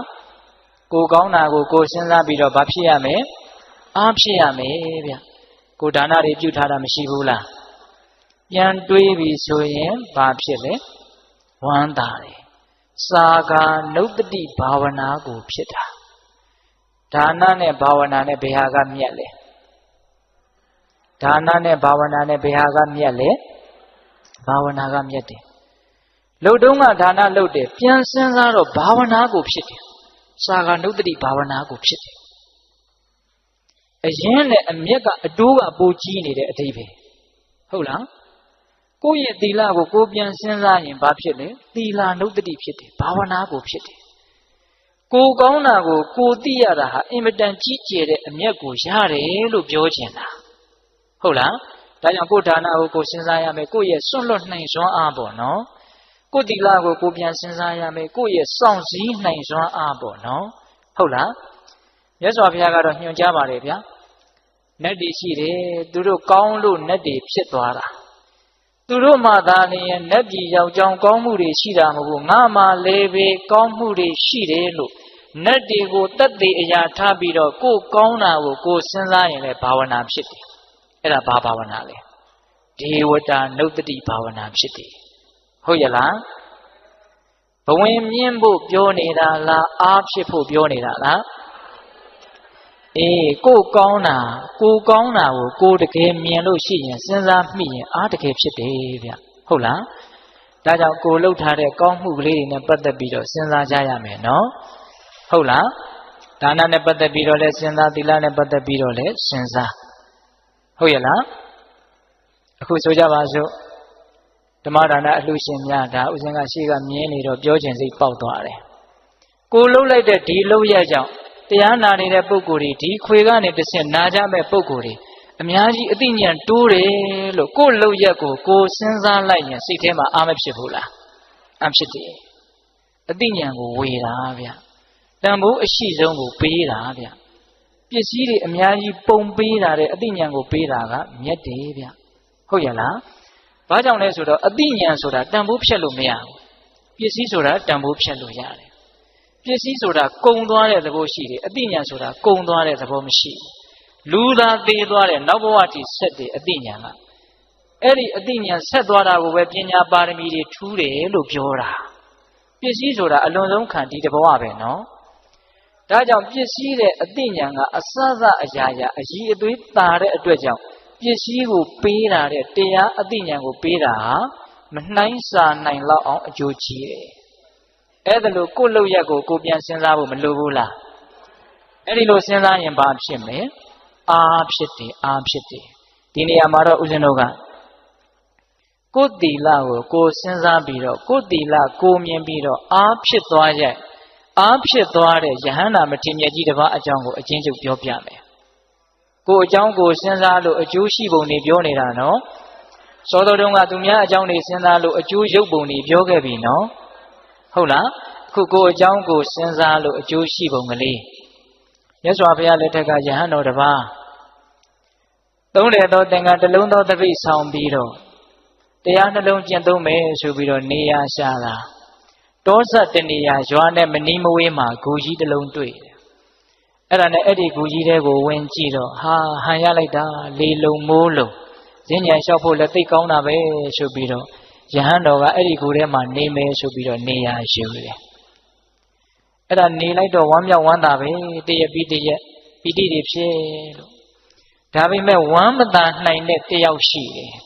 အဲ့ဒါကဘာလဲဆိုတော့အဲ့ဒီဂူကိုစောင့်တဲ့ဂူစောင့်နတ်သမီးကဝမ်းမသာဘူးအစကတော့သူကဒီယဟန်တော်ကတရက်နှစ်ရက်နေမှနဲ့တူပါရဲ့ဆိုပြီးတော့သားလေးသမီးလေးလက်ဆိုတော်တဲ့တစ်ပင်မှာနေတာယဟန်တော်ပြန်မဲ့အချိန်ကိုစောင့်နေတာယဟန်တော်ကသီလရှိတော့သူကအဲ့ဒီဂူထဲမှာမနေနိုင်ဘူးသီလရှိတဲ့ယဟန်ရဲ့အပေါ်မှာအဲ့ဒီနတ်ကမနေနိုင်ဘူးမနေနိုင်တော့သူထွက်ခွာပေးရတယ်ထွက်စီခြင်းလာပြီပြန်စီခြင်းလာပြီတရက်နှစ်ရက်နေမှနဲ့တူပါရဲ့လို့အောက်မိနေတာအဲ့ဒါယဟန်တော်ကဒီဝါတွင်တရင်လုံးဒီမှာတရင်သုံးမယ်လို့လဲတန်တိဋ္ဌံချလိုက်ရုံအဲ့ဒီနတ်ကလုံးဝမကျေနပ်တော့ဘူးအဲ့ဒီနတ်သမီးကအဲ့ဒါနဲ့ဘာလုပ်လဲဆိုတော့ဒီယဟန်ကိုသူနှင်ထုတ်ခြင်းတယ်ဒါပေမဲ့ယဟန်ကိုနှင်ထုတ်เสียလက်ဆုပ်လက်ကင်ပြုเสียအပြစ်အနာအစာကတခုမှမရှိဘူးဖြစ်နေတယ်တကယ်လို့အဲ့ဒီယဟန်ကတီလထိုက်တလောက်ပျက်စီးနေမယ်ဆိုရင်အဲ့ဒါကိုထောက်ပြီးတော့အဲ့ဒီယဟန်ကိုဂူထဲကနေအဲ့ဒီနတ်သမီးဟာနှင်ထုတ်ပါဒါပေမဲ့အဲ့ဒီယဟန်ကတီလကအဲ့ဒါလောက်စင်ကြဲနေတယ်သူနှင်ထုတ်လို့မရဘူးဖြစ်နေတယ်အဲ့ဒါနဲ့ယဟန်ကိုတီလပျက်စီးအောင်ဆိုပြီးတော့အကောက်ကြံတယ်အဲ့ဒီနတ်သမီးကဘယ်နဲ့လုပ်တယ်လဲဆိုတော့ အဲ့ဒီယဟန်ဆွမ်းခံတဲ့အိမ်ကကလေးတယောက်ကိုဝင်ပူးတယ်အဲ့ဒီနတ်သမီးကဝင်ပူးတော့ဝူဝါဝါအဲ့လိုပူးပြီးတော့ရှောက်ပြောနေတော့ဒကာကြီးဒကာမကြီးများကဟာဘာဖြစ်လဲမသိဘူးအဲ့ဒီမှာပူးနေတဲ့အဲ့ဒီနတ်ကပြောတယ်သင်တို့ဆွမ်းလောင်းနေတဲ့ဂူထဲမှာတရင်သုံးတဲ့ယဟန်တော်ကြီးကရှိန်ကိုလေးနင်းနေလောက်တောင်းပြီးတော့ကျွေးလိုက်ရင်ငါထွက်သွားမယ်အဲ့ဒါဆိုယောဂပြောက်ဟာကျုပ်တို့ကိုးကွယ်တဲ့ဘုန်းကြီးကရှေးကူတဲ့ဘုန်းကြီးမဟုတ်ဘူးဒါကြောင့်မို့လို့ရှိန်ကိုလည်းရှိမှာမဟုတ်ဘူးရှိန်ကိုမရှိရင်ຫນွယ်ကြိုလေးနည်းနည်းလောက်သွားတောင်းကြည့်ဘုန်းကြီးဆိုတာဆေးမကူကောင်းဘူးလေဘုန်းကြီးကိုဆေးဆရာဖြစ်အောင်လုပ်ပြီးတော့သီလပြည့်စည်အောင်အကောက်ကျမ်းနေတာအဲ့ဒီနတ်သမီးကအဲ့ဒီလိုပြောတဲ့အခါကျတော့အဲ့ဒီပူးနေတဲ့နတ်သမီးကဘာဆက်ပြောတော့ဆိုတော့အဲ့ဒါလို့ဆိုရင်မြတ်ဖန်ကအဲ့ဒီယဟန်တော်ဆွမ်းခံကြွလာတဲ့အခါခြေစည်းရည်ပြင်မှာခြေဆေးပြီးတော့အဲ့ဒီခြေစည်းရည်ကိုခွက်နဲ့ခံပြီးတော့တင့်ရဲ့သားရဲ့ခေါင်းကိုလောင်းမယ်ဆိုရင်ယောဂပျောက်စေရမယ်သူဖန်ဆားထားတဲ့ယောဂပေါ့ဗျာအဲ့ဒီလိုပြောတော့ဒကာကြီးဒကာမကြီးများအဲ့ဒါတော့ဖြစ်ပါတယ်ဆိုပြီးတော့နောက်နေ့ယဟန်တော်ကြွလာတော့အဲ့ဒီလိုပြောတော့နတ်ကခွာသွားရောပေါ့ဟုတ်လားနောက်နေ့ယဟန်တော်ကြွလာတော့အဲ့ဒီယဟန်တော်ရဲ့ခြေတော်အစုံကိုရေဆေးပြီးတော့အောက်ကခြေသေးရေခံထားတယ်ခံထားပြီးတော့သူ့သားရဲ့ခေါင်းကိုလောင်းပေးတယ်ယဟန်တော်ကတော့ဘာလို့လုံမှန်းတောင်မသိပါဘူးခြေသေးရေယူတော့ယူသွားပေါ့သူဘာမှမသိပဲကိုဟုတ်လားအဲ့ဒါနဲ့ဆွမ်းခံဆွမ်းဖုံးပေးပြီးတော့သူ့ဂူထဲကိုပြန်ကြွလာတော့ဂူဘဝမှာအဲ့ဒီနတ်သမီးကခက်တီတီရက်ပြီးတော့လက်ညှိုးငေါက်တောက်ထိုးတယ်တဲ့ယဟန်တော်ကိုနှုတ်ကလည်းမြက်ပြီးတော့ပြောတယ်တဲ့ဘယ်လိုပြောလဲဆိုတော့ဆေးဆရာကြီးဂူထဲကိုမလာခဲ့ပါနဲ့လို့အဲ့ဒါလိုပြောတယ်တဲ့အဲ့ဒီတော့အဲ့ဒီယဟန်တော်ကစဉ်းစားတယ်ငါလည်းဘယ်သူမှဆေးမကုရပါဘူးသင်ဘာတွေပြောနေတာတော့သင်ဘာဆေးမကုရမလဲနော်သင်ရဲ့ခြေစည်းရည်ပေးပြီးတော့သင်ဆေးကုခဲ့တာမဟုတ်လားယောဂပြောက်အောင်သင်လုပ်ခဲ့တာမဟုတ်လားအဲ့ဒီတော့ယဟန်တော်ကစဉ်းစားတယ်ဘာလဲဒီနတ်ငါလည်းဆေးမကုပဲနဲ့ငါ့ကိုဆေးကုအောင်သူကဖန်ဆားပြီးတော့ခြေစည်းရည်ပေးစီပြီးတော့ငါ့ကိုဆေးဆရာဖြစ်အောင်လုပ်တာကိုသဘောပေါက်သွားတယ်အဲ့ဒါနဲ့သူကစဉ်းစားတယ်ဆက်ပြီးတော့သူ့အကြောင်းသူစဉ်းစားတယ်ဩငါဟာနတ်တစ်ပါးကတောင်မှအပြစ်ရှာလို့မရအောင်စင်ကြယ်တဲ့ငါပါလားငါကိုအပြစ်ရှိအောင်ကြံဖန်ပြီးတော့သူလုပ်ရတယ်အဲ့ဒါနဲ့သူဆက်ပြီးတော့ဇက်တိုက်ကြီးဆက်ပြီးတော့စဉ်းစားတယ်ငါသိမ်ဝင်ပြီးတော့ယဟန်ဖြစ်တဲ့အချိန်ကဆက်ပြီးတော့ငါပဲသိက္ခာပုဒ်မှာစေတနာနဲ့တကွလွန်ကျူးခဲ့တာမရှိဘူးငါသီလသိစင်ကြယ်တာပဲပီတိတွေဖြစ်လာပြီနော်ပိဋကရဲ့သူ့ရဲ့ကောင်းတဲ့အချက်ကိုသူစဉ်းစားမိသွားပြီနော်အဲ့ဒါဆက်ပြီးတော့စဉ်းစားရင်းနဲ့ပီတိတွေကတိတ်ပြီးတော့ဖြစ်လာတော့အေးချမ်းမှုဆိုတဲ့ပတ္တိကိုကူးသွားတယ်ကိုယ့်ရဲ့သီလပြည့်စုံတာကိုစဉ်းစားမိတော့ပီတိဖြစ်တယ်ပီတိကနေပတ္တိဖြစ်တယ်ဝင်းဆက်မပြတ်စေနဲ့နော်လေးနဲ့တာလေးဆက်ပြောတော့မှာဟုတ်လားပတ္တိဖြစ်လာတော့ငြိမ်းအေးလာတော့ဘာဖြစ်တုံဆိုတော့ဒုက္ခချမ်းသာလာတယ်ပီတိဖြစ်တော့ပတ္တိဖြစ်တယ်ပတ္တိဖြစ်တော့ဒုက္ခဖြစ်တယ်ချမ်းသာလာတော့တည်ငြိမ်းလာတယ်ဒုက္ခဖြစ်ရင်တမာတိဖြစ်တယ်တမာတိဆိုတာချမ်းသာမှဖြစ်တာဗျစိတ်ချမ်းသာလာမှတည်ငြိမ်းတာစိတ်ဆင်းရဲနေဘယ်တည်နေပါလဲရောက်ရက်ခတ်နေပြီဟုတ်လားတည်ငြိမ်းလာပြီတမာတိဖြစ်လာပြီဆိုတော့ယထာဘူတဟုတ်သည့်အတိုင်းမှန်သည့်အတိုင်းမြင်လာတယ်စိတ်ကငြိမ်မှမှန်တာကိုမှန်တဲ့အတိုင်းမြင်တာဟုတ်လားအဲ့ဒီယထာဘူတဟုတ်သည့်အတိုင်းမှန်သည့်အတိုင်းမြင်တော့ဩဘဝဆိုတာတကယ်စင်စစ်ဆင်းရဲတွေတိဆောက်ထားတာကိုလို့အမှန်တိုင်းမြင်တဲ့အတွက်ကြောင့်ညီးငွေလာတယ်တဲ့ဆိုလိုတာကဉာဏ်တစ်ဆင့်တက်သွားတယ်အမှန်မြင်ပြီးတော့ညီးငွေသွားတာအမှန်မြင်တော့ညီးငွေစရာကြီးလို့တိလို့ညီးငွေစရာမှုလို့ညီးငွေသွားတာတရားကသူ့ကိုညီးငွေအောင်လှုပ်လိုက်တာမဟုတ်ဘူးဟုတ်လားကိုယ့်ရဲ့အသိဉာဏ်ကညီးငွေစရာကြီးလို့တိလို့ညီးငွေသွားတာဟုတ်ရဲ့လားအဲ့ဒီညီးငွေရာကနေပြီးတော့ဘာဖြစ်တော့နိဗ္ဗိဏဉာဏ်ကနေတတ်မှတ်မှုကင်းတဲ့မဲ့ဉာဏ်နဲ့ဖြစ်သွားတာမဲ့ဉာဏ်ကနေတဖန်ငြိမ်းအေးတဲ့ဖိုဉာဏ်ဖိုဉာဏ်ကနေကိုယ့်ရဲ့ကိလေသာပယ်ပုံတွေကိုပြန်ပြီးတော့စဉ်းစားဆင်ခြင်တဲ့ပိဿဝေခဏဉာဏ်นี่အဆင့်ဆင့်တက်ပြီးတော့အဲ့ဒီယဟန်တော်သည်ယဟန္တာဖြစ်သွားတယ်ဟုတ်လား ကိုကောင်းတာကိုမြင်ပြီးတော့အားတွေအဆင့်ဆင့်တက်ပြီးတော့အည်အသွေးတွေအဆင့်ဆင့်မြင့်မသွားဘူးလားမြင့်သွားတယ်ဒါကြောင့်ဒါနပြုပြီးရင်စဉ်းစားသီလဆောက်တည်ပြီးရင်စဉ်းစားဟာကောင်းတာလေးတွေလုပ်ရနေတယ်အရာတော်တယ်အဲ့ဒီလိုစဉ်းစားတော့သေချာပေါက်စိတ်ချမ်းသာလိမ့်မယ်အဲ့ဒီစိတ်ချမ်းသာမှုတွေထက်ချီတလဲလဲဖြစ်ပြီးဆိုလို့ရှိရင်တည်ငြိမ်မှုတွေဖြစ်ပြီးတော့ဉာဏ်လေးဟာတဖြည်းဖြည်းနဲ့ရှင်းလာလိမ့်မယ်ဒါမြတ်စွာဘုရားအင်္ဂုတ္တပါဠိတော်မှာအာကင်ခေယသုတ်တံဆိုပြီးတော့ဟောထားတာရှိတယ်သီလပြည့်စုံရင်အစဉ်စဉ်ဉာဏ်လေးအလိုလိုတက်သွားတဲ့အကြောင်းဘာတွေဖြစ်ပါစေလို့ကိုကဆန္ဒပြုရတာမဟုတ်ဘူးတရားသဘောကိုကအလိုလိုဖြစ်သွားတာသဘောပေါက်လားဒါကြောင့်ကိုယ်သီလကိုစဉ်းစားပြီးတော့ကိုကောင်းတာလေးကိုကြည့်ပြီးတော့အားဖြစ်ဖို့ကြိုးစားရတာကလည်းကြိုးစားရကြိုးမနှက်ဘူးလားနှက်တယ်တက်တည်အနေနဲ့အဲ့ဒီယဟန်တော်ကိုဦးဇင်းတို့ထုတ်ပြလိုက်ပါတယ်ဟုတ်လားအဲ့ဒီမှာအဲ့ဒီယဟန်တော်ကအဲ့ဒီကူထဲမှာပဲဝါတွင်ကာလတည်င်းသုံးသွားတယ်အဲ့ဒီတော့ဒါကိုအကြောင်းကိုစဉ်းစားရင်းနဲ့မကောင်းတာမြင်လည်းပဲအကျိုးရှိတယ်ကောင်းတာမြင်လည်းပဲအကျိုးရှိတယ်မကောင်းတာမြင်တော့လွတ်အောင်ကြိုးစားတယ်ကောင်းတာမြင်တော့အားရှိတယ်ခုဦးဇင်းတို့တရားရဲ့နောက်ဆုံးအပိုင်းကိုအကြောင်းကိုစဉ်းစားတာတဲ့အစစ်မြင့်နဲ့ကိုအကြောင်းကိုသိအောင်လုပ်တဲ့အလုပ်ဒါကတော့အစစ်အမြင့်ဆုံးအပိုင်းကိုရောက်လာပြီဒီတရားမှာလေစောတော်တုန်းကသူများကကိုကိုမုန်းလို့ပြောတဲ့စကားတွေနှလုံးမသွင်းနဲ့သူများဘာတွေလုပ်တယ်မလုပ်ဘူးဆိုတာကိုအလုပ်တစ်ခုလို့သဘောမထားနဲ့လို့သူအကြောင်းနဲ့ပတ်သက်ပြီးတော့ခေါင်းထဲမှာနေရာမပေးဖို့ပထမပိုင်းမပြောခဲ့ဘူးလားပြောခဲ့တယ်ကိုဘာတွေလုပ်တယ်ကိုဘာတွေမလုပ်ရသေးဘူးဆိုတာကိုစဉ်းစားရမယ်လို့ခုနတုန်းကတပိုင်းပြောခဲ့တယ်နော်အေးအခုကိုယ့်ရဲ့အကြောင်းကိုကိုယ်တိုင်သိအောင်ကြိုးစားရမယ်တကယ်တမ်းဦးဇင်းတို့တဲ့ပြောရရင်အရိယာဖြစ်တယ်ဆိုတာကိုယ့်အကြောင်းကိုတကယ်သိသွားတာဗျခုတက္ကသမားတို့ဦးဇင်းတို့ပုထုဇဉ်တွေဆိုတာကိုယ့်အကြောင်းကိုတကယ်မသိကြသေးဘူးဟုတ်လားကိုယ့်အကြောင်းကိုမသိသေးတဲ့အစိတ်အပိုင်းကိုမသိသေးတဲ့နယ်ပယ်တွေအများကြီးရှိသေးတယ်ဟုတ်ရလားအဲ့ဒါဟုတ်လားစိတ်ပိုင်းဆိုင်ရာပိုးပြီးတော့များတယ်မသိတာစိတ်ပိုင်းဆိုင်ရာမဆိုထားနဲ့ဗျရုပ်ပိုင်းဆိုင်ရာတောင်ကိုမသိသေးတဲ့အကြောင်းတွေအများကြီးရှိတယ်ထဲမှာအဆုတ်ကအလုပ်ဘလို့လုပ်တယ်အသေးကအလုပ်ဘလို့လုပ်တယ်ဥကအလုပ်ဘလို့လုပ်တယ်ဟာမသိတာတွေအများကြီးပဲဟင်သူရှင်းနေတာပဲကိုဘာမှမသိဘူးအဲ့ဒီရုပ်ပိုင်းဆိုင်ရာကိုအကြောင်းကိုတကယ်သိတယ်ဆိုရင်တောင်မှအဲ့ဒါအရိယာဖြစ်နိုင်နေဗျာနော်ကာယကတတတိဆိုတာကိုယ့်ရဲ့ရုပ်ပိုင်းဆိုင်ရာကိုအကြောင်းကိုသိအောင်ညွှန်ကြားတာမဟုတ်လားဘာမှတင့်နေတာတန့်ရှင်းတာဘာမှမရှိဘူးတကယ်စင်စစ်နာကျင်ကြိုက်ခဲတာတွေမတန့်ရှင်းတာတွေမဟုတ်တဲ့တရားတွေရှုနေတာလို့သိအောင်ဒါရုပ်ပိုင်းဆိုင်ရာဒါပဂတိမျက်စိနဲ့တော့မြင်နိုင်တယ်နော်တခါကြီးများ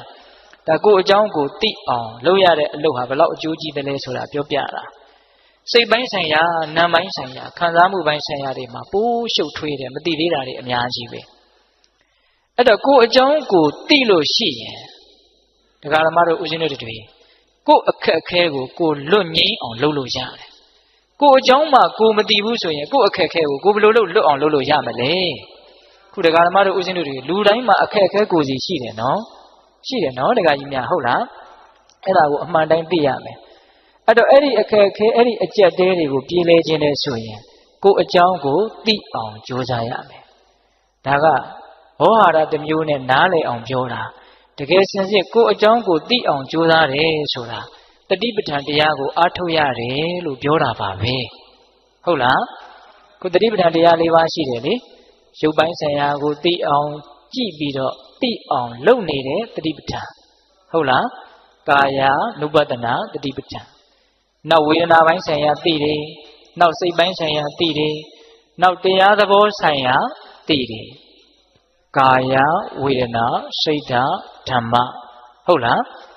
အဲ့ဒီမှာယုတ်ကပထမဦးဆုံးသိထင်ရှားတဲ့အတွက်ကြောင့်ပထမဦးဆိုတာယုတ်ပိုင်းဆိုင်ရာကိုအရင်သိအောင်ကြည့်တဲ့အလုပ်ကိုအရင်လုပ်ရတယ်အာနာပါနဝင်လေထွက်လေကိုမှတ်မယ်ဟုတ်လား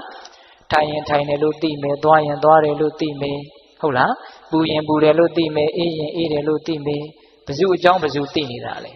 ကိုအကြောင်းကိုသိနေတာသိပါများလာရင်ဉာဏ်ကထက်လာတာရှေ့ဆက်ပြီးတော့အဲ့ဒီလိုရုပ်ပိုင်းဆိုင်ရာကိုသိပါများလာရင်ဦးဇင်းတို့အခြေကြီးပြောရင်တရားရှည်သွားမယ်နော်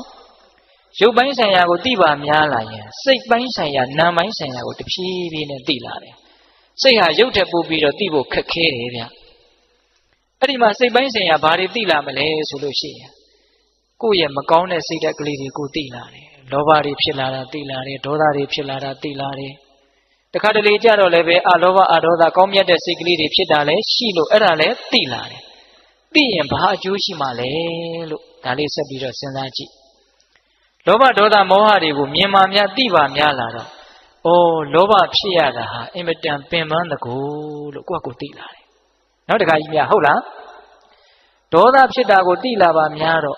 ဒေါသဖြစ်ရတာဟာအင်မတန်ပူလောင်တကူအင်မတန်အကျိုးနည်းတကူလို့ကိုယ့်ကိုသိလာတယ်ပိဋကသူများပြောလို့သိတာလားကိုယ်တိုင်လက်တွေ့ကိုသိတာလားမတည့်တဲ့အစာကိုစားပြီးတော့ကိုယ့်ကိုအနေခက်လာတဲ့အခါမျိုးကြုံဘူးလားကြုံဘူးတယ်နော်ကိုမတည့်တဲ့အစာကိုစားပြီးတော့အနေခက်လာတယ်တော်တော်ကြောက်သွားတယ်ဒီအစာကိုလေကိုယ်တိုင်လက်တွေ့မကြုံခင်တုန်းကတော့သူများကပြောတယ်ဟာဘယ်အစားအစာနဲ့ဘာနဲ့ရောစားရင်မတည့်ဘူးဟာတော်တော်ဆိုးတာပဲသိခံစားချက်မရှိကိုယ်တိုင်စားလို့ကိုယ်တိုင်မတည့်လို့ကိုယ်တိုင်ခံစားလိုက်ရပြီဆိုတော့မသိဘူးလားသိတယ်အခုတရားတွေကစာအုပ်တွေထဲမှာလည်းအများကြီးရှိတယ်ဘုန်းကြီးတွေလည်းအများကြီးဟောနေတာပဲလေအခုကိုယ်အကြောင်းကိုသိတယ်ဆိုတာကကိုယ်တရားကိုကိုယ်ပြန်နာတာဒီတိုင်ဘာလို့တယ်ကိုယ်တရားကိုကိုယ်ပြန်နာတာလောဘဒေါသဖြစ်တာကိုမိအောင်ဖမ်းကြည့်လောဘဖြစ်စေဒေါသဖြစ်စေလေးကိုမိအောင်ဖမ်းကြည့်ဖြစ်မှန်းသိကြည့်ရင်ဖြစ်စေမှလည်းပူလောင်တကူဆင်းရဲတဲ့ဘာကောင်းကျိုးမှမရှိတက်အကျိုးမဲ့ကိုဆောင်ကျင်းဖို့ဒီတရားလေးတွေကဖြစ်တကူလို့အဲ့ဒီတရားကပဲကိုယ့်ကိုတရားဟောတာတနည်းအားဖြင့်လောဘကပဲကိုယ့်ကိုတရားဟောလိုက်တာငါဘလောက်ပူလောင်နေဆိုတာမင်းသိလားလို့သူကပြောတာဒါပေမဲ့သူကတော့အမြဲတမ်းတရားဟောပါတယ်လောဘဖြစ်တိုင်းခန္ဓာကိုယ်ကတော့ပူလောင်တာပဲထူးခြားတာကကိုမသိလိုက်တာနဲ့သိလိုက်တာဒါပဲကွာသွားတယ်ဟင်ဒီကမကြီးတွေအဲ့ဒါဟုတ်လားဒေါသကတော့အမြဲတမ်းဖြစ်နေတာပဲလေအခါအားလျော်စွာပေါ့လေအမြဲတမ်းတော့မဟုတ်ဘူးပေါ့ဖြစ်เสียအကြုံတိုင်းဖြစ်နေတာပဲသူဖြစ်တိုင်းလဲခန္ဓာကိုယ်ကိုပူလောင်တဲ့အကျိုးတရားတွေခန္ဓာကိုယ်ကိုဆုပ်ယုပ်စေတဲ့ဓာတ်တတိတွေဖြစ်အောင်သူအမြဲတမ်းလုပ်နေတာပဲသူကတော့သူ့အလုပ်သူလုပ်ပြီးတော့အကျိုးမဲ့ကိုဆောင်ကျင်းပြီးတော့ဖြစ်ပြီးတော့ပြတ်သွားတာပဲကိုကသိလိုက်တာနဲ့မသိလိုက်တာပဲကွာတယ်အဲ့ဒီလိုမသိလိုက်တဲ့အခါကျတော့လောဘဒေါသကိုကြောက်ရကောင်းမှလည်းမသိဘူးလောဘဒေါသကိုဖယ်ရကောင်းမှလည်းမသိဘူးဒါကြီးနဲ့ပဲနေနေတာပဲအဲ့ဒီတော့ကိုယ်အကြောင်းကိုသိပါများလာတော့လောဘဒေါသဆိုတာသူတော်ကောင်းကြီးတွေပြောတဲ့အတိုင်းမကောင်းဘူးဆိုတာတကယ်ပါလားလို့အဲ့ဒီမှာတကယ်ပါလားဆိုတာလေးပါလာတယ်စာအုပ်ကိုဖတ်တိုင်းတကယ်ပါလားလို့ခံစားလို့မရဘူးနော်တကယ်ကိုမြင်အောင်ကြည့်ဟုတ်လားအဲ့ဒီလိုမကောင်းတာကိုမကောင်းဘူးလို့သိရင်ရိုးရိုးလေးဗျတရားဆိုတာမကောင်းတာဆိုတာတကယ်မကောင်းတာပါလားအခုတရားဓမ္မတို့ဦးဇင်းတို့တွေကမျက်စိလဲနေတယ်မကောင်းတာကြီးကိုကောင်းတယ်လို့ထင်နေတယ်ဗျဖရာယဟန္တာတွေကမဟုတ်ဘူးလားလောဘဖြစ်ရင်ဆင်းရဲမယ်လို့ဟောတယ်ခင်ဗျားတို့ကျုပ်တို့ကစိတ်ထဲကမတိမတာညင်းနေတယ်လောဘဖြစ်တိုင်းဆင်းရဲတယ်ဆိုတာဟုတ်ပါမလားဒါကြောင့်လောဘကိုကြောက်ရကောင်းမှလည်းမသိဘူးလေဒါကြောင့်ကိုယ်တရားကိုပြန်နာတယ်ဆိုတာကိုယ်အကြောင်းကိုသိအောင်လုပ်တာဒါမကောင်းတာကိုသိပြီးတော့မကောင်းမှုကနေလွတ်အောင်တမျိုးယုံမြန်တာပဲနော်နောက်ကောင်းတာကိုသိတော့လေစိတ်ထဲမှာသဘောပေါက်တယ်ရှင်းတယ်ကောင်းတဲ့သဘောလေးတွေဖြစ်ရတာဟာအင်မတန်ကောင်းတကူရိုးရိုးလေးနော်တခါကြီးများဟုတ်လားကောင်းတဲ့သဘောလေးတွေကောင်းတဲ့စိတ်ကလေးတွေဖြစ်ရတာအင်မတန်သက်သာတကူအင်မတန်ငြိမ်းချမ်းတကူလို့သိတယ်သိတော့ကောင်းကျင်တဲ့စိတ်တွေပိုးပြီးတော့ပေါက်လာတယ်အဲ့ဒီတော့ဘာလဲဆိုတော့မကောင်းတာကိုမကောင်းမှန်းသိပြီးတော့မကောင်းမှုကနေတဖြည်းဖြည်းနဲ့ဝေးသွားတာကောင်းတာကိုကောင်းမှန်းသိပြီးတော့ကောင်းတာတွေတစများသွားတာဒါကြောင့်ကိုယ်အကြောင်းကိုသိရတာဟာအကျိုးမများဘူးလားများတယ်နောက်ဆုံး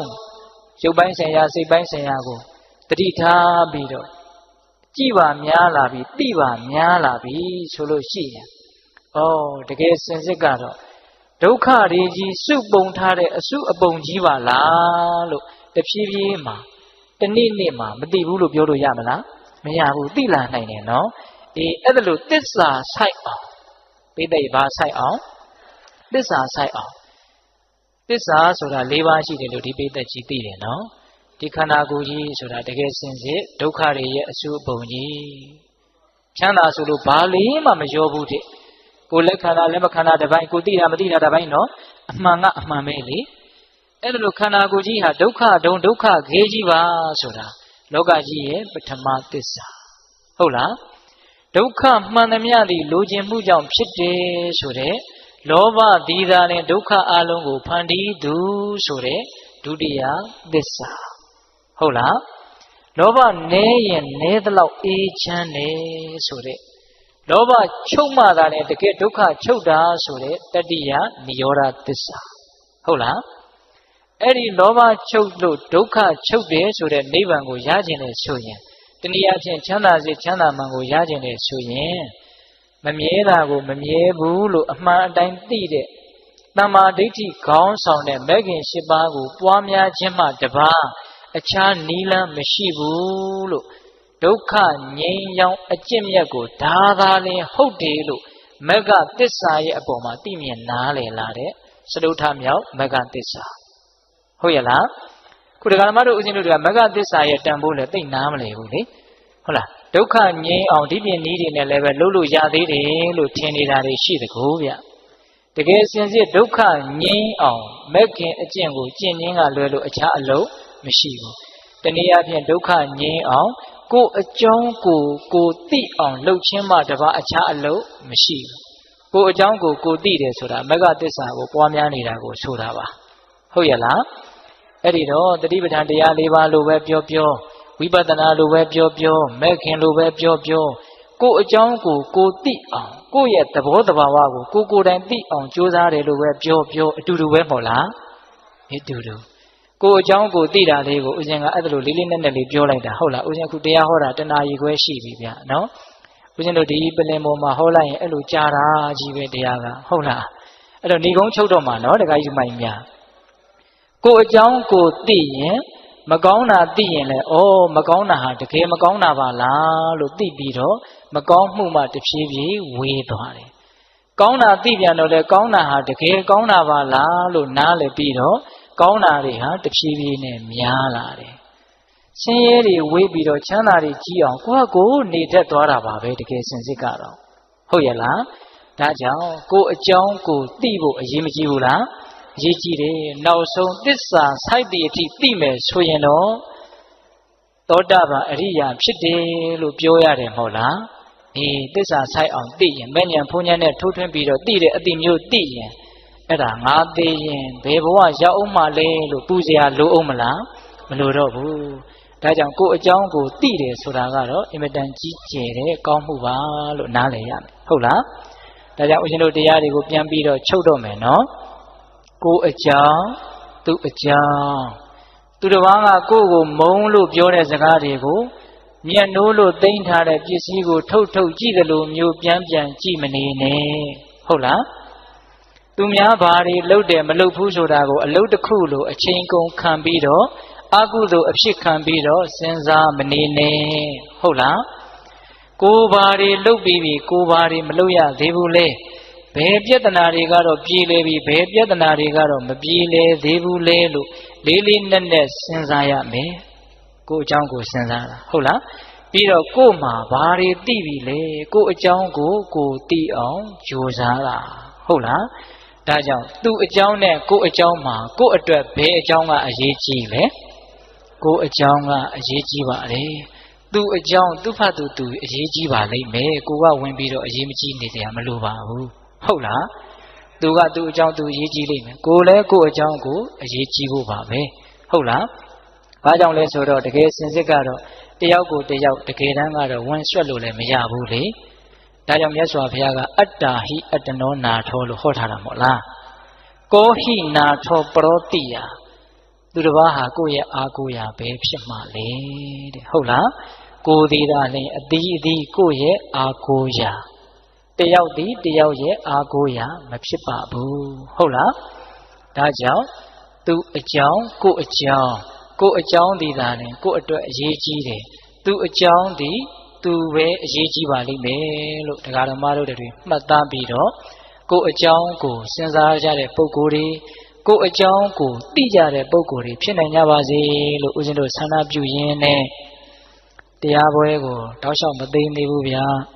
9 မိနစ်လောက်တရားထိုင်ပြီးမှတရားပွဲသိမ်းရအောင်နော်တခါကြီးမိုင်များ